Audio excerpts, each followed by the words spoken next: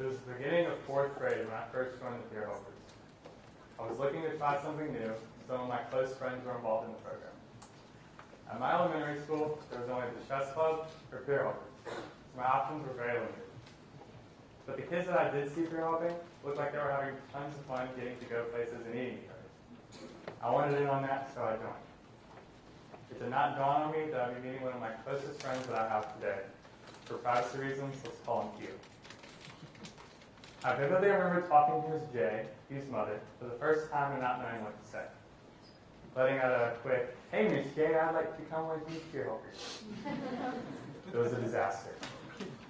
I did not know what to do or say around Q and felt very out of place. And this was going to take some time before he felt comfortable around me. But this was also a miracle. Throughout the next 3 years, every Wednesday I'd go with Q to a house not far from the school and work on social skills, academic skills, and going places.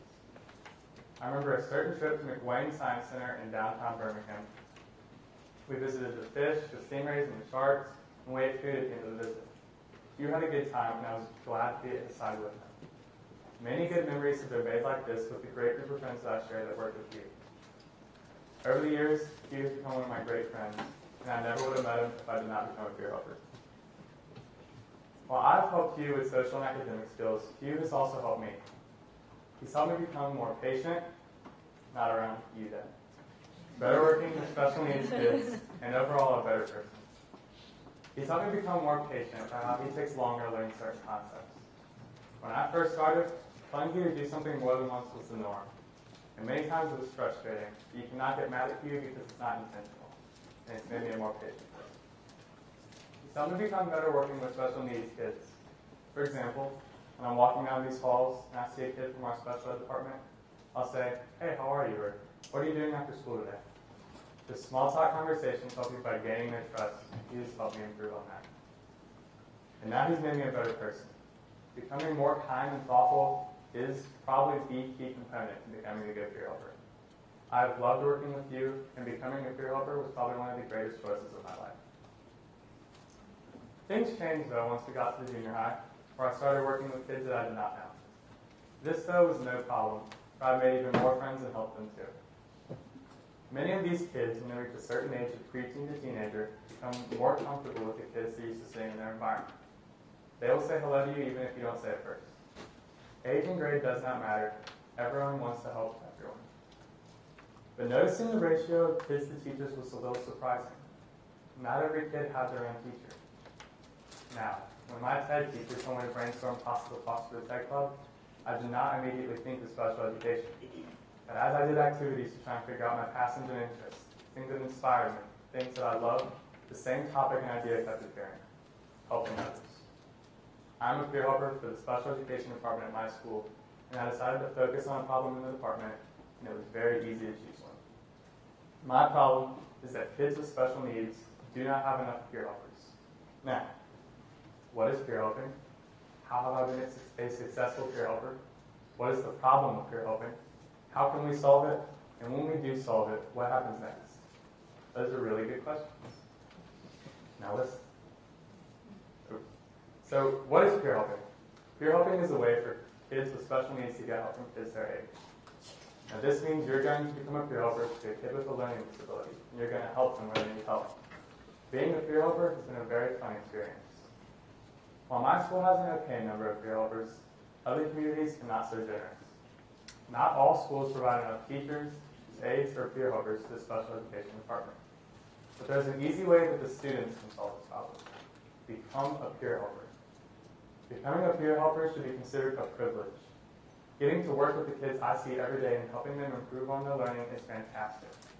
It's very rewarding inside to see them smiling and excited. And when people realize you're a Peer Helper, they gain respect for you because not many people are willing to have what it takes. Patience, a positive attitude, and knowing how to communicate well with others. Once you join, you'll feel like a different person and that you realize how much of a positive impact you have on other individuals. It's very rewarding to see them smiling and excited.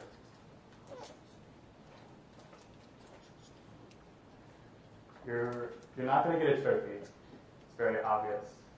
But the rewards are incredible. Being complimented by fellow teachers and students in the hall, making a kid need smile, helping them learn something that's difficult to them are the type of rewards you will acquire.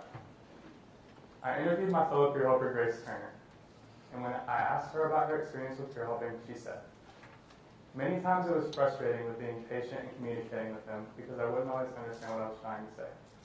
But every time, as our bonding as a group increased, the increase in productivity of these social skills was shown. Each week we were given a job or task to perform, and I encouraged you to begin doing these things on his own. He helped me realize who I am as a person and my purpose." Now, Grace is a wonderful peer helper and a great friend to all in the special education department. But there are still problems in the general special education department that need our immediate attention or they will never be answered. The sad but true fact is that only 30%, now I'm going to go back and make sure you heard me because this is important, only 30% of all the schools in the U.S. meet the requirements for special education. 30%. Of the other 70, some may be very close, others are way off. The fact is, not nearly enough schools are giving the help they are required to give. Think of all the kids with learning disabilities and how they need help to thrive in their learning. Without it, jobs won't be available to them. They also won't learn the social skills they need to thrive in the environment we live in today. These are two things that rotate around each other and are things that I work with you to improve on. I can tell Hugh is greatly improved, and this is because he's fortunate enough to live in a community that exceeds these standards. These standards can guarantee to at least help these kids in the future. And if you really think about it, the schools that do not provide enough attention to the special education department are making it harder for these kids to become the most successful version of themselves. But now let's say these schools do start providing the help they're required to give. Let's say that these students thrive in their learning because both the school and the students help. Think of the possibilities they could generate, like jobs, social skills, and brain development. If the schools aren't providing enough attention to the special ed department, I say the opportunity is passed to the students. I say the students should step up and take advantage of the opportunity. And by take advantage of it, I mean you should immediately help. Everyone has the ability to help. The hardest part is acting on the problem. But everyone in here can do it.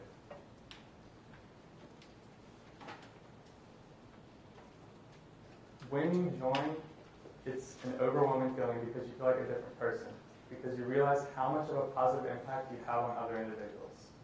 Aside from lunch, it's the best part of school by a landslide. Every Tuesday and some Thursdays I help, and when I get to school, I'm pumped.